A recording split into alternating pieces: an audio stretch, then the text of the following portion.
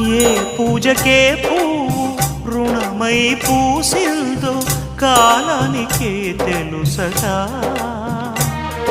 ఆ కాలం కనుమూస్తే కలగా చెరిగేది జీవితం ఒకటేనట.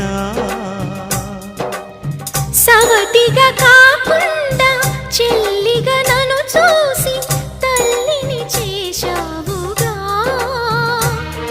ఈ పారాణి పాదాలు సేవించినా గాని రుణమే తీరదుగా.